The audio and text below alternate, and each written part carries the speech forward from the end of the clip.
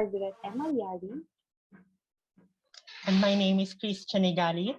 We are the Group 1 and together with my group mates, Hermary Cabrera, Christian Galit, CJ Marsol, Randy Mantana, Cyril Oraa, and Kimberly Penado.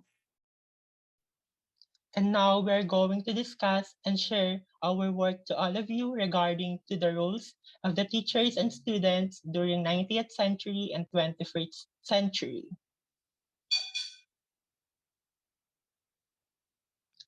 Now, let's have the differences between 19th century and 21st century. The first one was we're colonized by some foreign countries and they influenced the people, including the teachers, students, and schools on our educational system. While on the other hand, during 21st century, Philippines has their own educational system, but they're still applying and performing the educational system in the past. So during 19th century, we all know that our country is being colonized by other countries. So because of that, they influence us on the things and systems that they have on different aspects, including on school, on our educational system. Before, our country has no their own system on how we are going to engage on our study and on our educational system itself.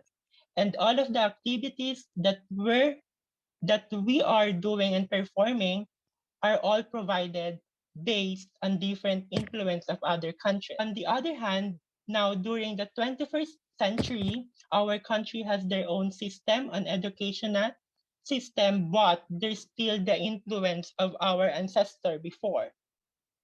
Our country is now much better because they are providing the needs of the teachers, students, and even the whole school. Nakaraan ay meron pa din itong tulong at halaga para mas mapagpayabong ang ating sistema ngayon. And there are some from the past that we are still acknowledging in today's era. Now let's go back. Let's move on to the limited instructional materials and resources. While in the 21st century, teachers and students are now more engaged on different kinds of technology on learning and teaching processes. During 90th era, our materials on teaching and learning are limited. We do things manually in our daily activities and even in school activities. Before, just like in Sabertooth curriculum or curriculum story, the situation of our country is also like that. Even we are lack of materials, resources in our lives, but we are still learning and doing the things that will make us better as human. But now, during the 21st century, um, regarding to Childhood Philippines article, we are now influenced by technology. Most of the times, technology provides the ways on how we are going to learn to teach our students. Our life today is easier than before. In terms of the roles of teacher in school today, they are all use technology for the betterment and development. Technology for them is very useful, important, and very convenient to everyone. That's why all of our teachers teaching us with the touch of technology. And when it comes to the students, their learning processes becomes more widely because of using technology. Technology is part of our lives. We do things with the touch of technology as well. All right, thank you, Christian. In addition, during the 19th century, the curriculum is only limited. However, now in the 21st century, our curriculum is now more enhanced, developed, and updated. So, in the 19th century, according to Hala Ahmed Al-Lismail and Dr. Patrick Makire, 2015, the students in the primary level were taught the Christian doctrines, the readings of Spanish books, and a little of the native language. So basically, subjects like science, mathematics, and other subjects were not very much taught to the students.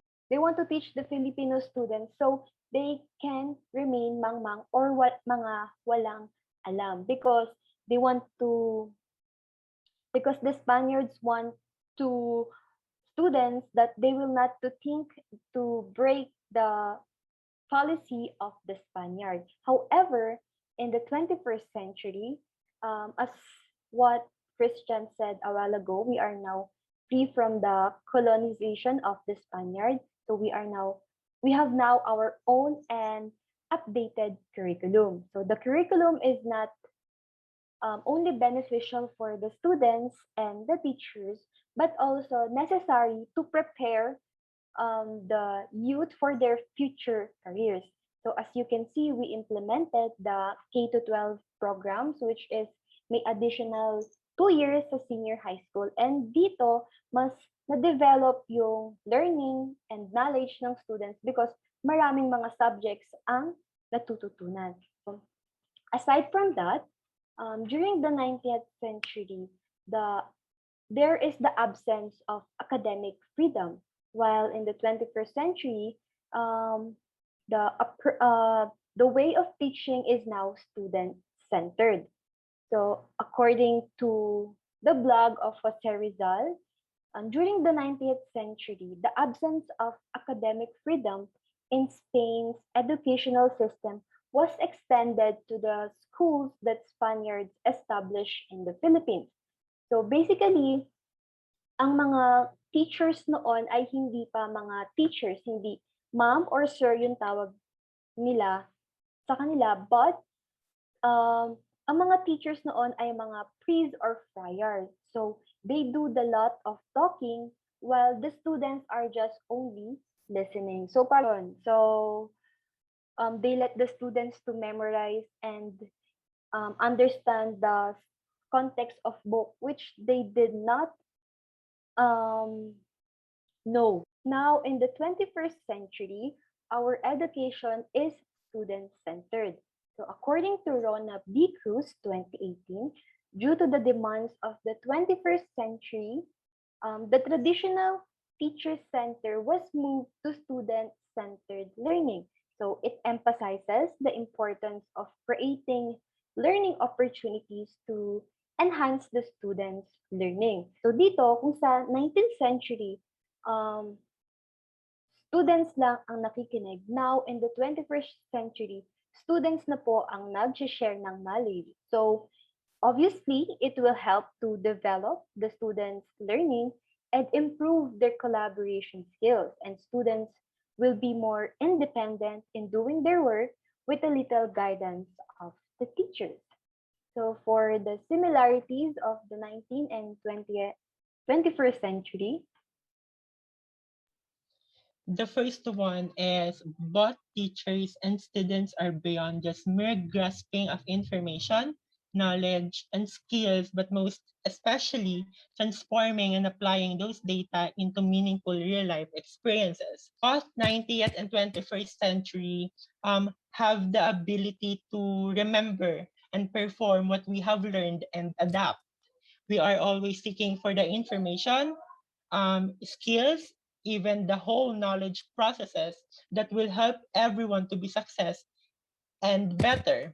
Teachers and students knows how important the education is. That's why we are applying everything into a meaningful real life experience. The second one, era of invention, innovation, and creativity. 90th and 21st century are the era of this invention, innovation, and creativity. Our education has changes for the betterment. We have some invented materials, resources, or something that will provide a quality education for everyone. In terms of creativity, we are all creative to do things for our learning and teaching processes. So our country always evolving to provide our needs, especially on education. So I must say that this similarity is very common for us because we as a students, we also evolving. And even our teachers, especially the whole education is itself.